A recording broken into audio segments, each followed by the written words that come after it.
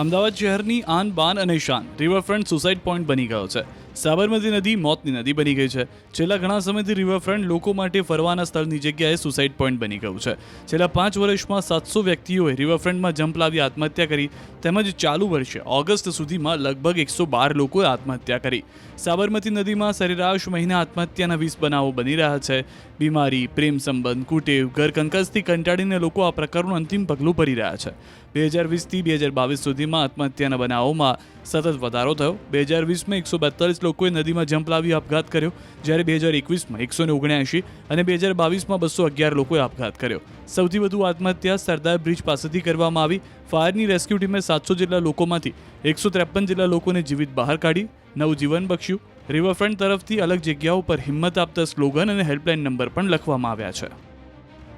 રાજ્યોમાં બનતી આત્મહત્યાની ઘટનાઓમાં સતત વધારો થઈ રહ્યો છે, પરંતુ એક એવા અમદાવાદના ફાયરમેન જે રેસ્ક્યુ બોટમાં છેલ્લા ઘણા સમયથી કાર્યરત છે અને અત્યાર સુધીમાં છેલ્લા 5 વર્ષની વાત કરીએ તો સંખ્યાબંધ લોકોને તેમને જીવિત બચાવી અને તેમની જિંદગી બચાવી છે. તે ખુદ છે ફાયર બ્રિગેડના રેસ્ક્યુ ટીમના ઓપરેશન હેડ જે છે ભરત માંગેલા. તેમની સાથે વાત કરીશું. ભરતભાઈ, છેલ્લા ઘણા સમયથી અમે જોઈ રહ્યા છીએ તે પ્રમાણે અહીંયા રેસ્ક્યુ તરીકે ફરજ બજાવો છો, ઘણા લોકોની જિંદગી પણ બચાવી.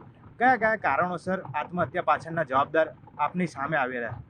અત્યારે અલગ અલગ કારણો સામે આવી રહ્યા છે, કે ઘર કંકાસ હોય, કે પછી દેવું થઈ ગયું હોય, કે પછી એને માનસિક બીમારી હોય વધતા, કે ઘણા લોકો ઓવરએજ જે એકલવાયુ જીવન જીવતા હોય, પછી દેવું, પછી ઘરના મેં જે તમને કીધું એ પ્રમાણે, અને અલગ અલગ જે કારણો બધા આવી રહ્યા છે તેની અંદર ઘણાને કુટેવો હોય, બધી લતો હોય, એના કારણે અલગ અલગ કારણો આવી રહ્યા છે સામે. બિલકુલ. અત્યાર સુધીની વાત કરીએ તો ચાલુ વર્ષે લગભગ જે આંકડો મળી રહ્યો છે 120 લોકોએ મૃત્યુને મોતને ભેટ્યા છે. કારણો ઘણા બધા સામે આવ્યા છે. કેટલા લોકોને અત્યાર સુધીમાં આપે જીવિત બચાવ્યા હશે, અને તે લોકો આપને મળતા હોય એમના ફેમિલીવાળા તો કેવા પ્રકારની વાતચીત કરતા, કેવા કરુણ દ્રશ્યો સર્જાતા હોય?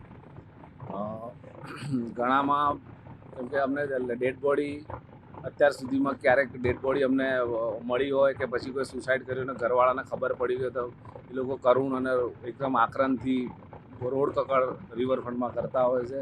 કેમ કે ઘણાના તો વાઇલ્સ હોય, પુત્ર એકનો એક પુત્ર હોય છે, પણ એ લોકો વિચારતા નથી આત્મહત્યા કરવા માટે, એટલે અને એમનું આધાર છીનવાઈ જતો હોય છે એકના એક પુત્રના કારણે. એટલે ઘણા બધા કારણો અત્યારે એ છે. અત્યારે જે કીધું 120 લોકોએ અત્યારે ઓગસ્ટ મહિના સુધીમાં આત્મહત્યા કરી છે, એમાં 26 થી 27 લોકોને જીવ બચાવવામાં આવે છે. સૌથી વધુ કયા વોકવે આગળથી આપને આ કોલને મેસેજ મળતા હોય છે? અત્યારે જ્યાં પબ્લિક બેઠી હોય ત્યાં લોકો ઓછી આત્મહત્યા કરે છે, જેથી કરીને કોઈ પબ્લિક જોઈ જાય અને બચાવી લે. પબ્લિક પણ બચાવી લે છે. ક્યારેક વોકવેની અંદર પોલીસ પેટ્રોલિંગ કરતી હોય, કે સિક્યુરિટી હોય, તો એ લોકો પણ બચાવી લે. હવે એ લોકો એકાંત જગ્યા પસંદ કરે છે, જેથી કરીને એમને કોઈ જોવે નહીં. એટલે અમને 80% તો ફ્લોટ જે ડેડ બોડી છે તરતી હાલતમાં જ મળી આવે છે.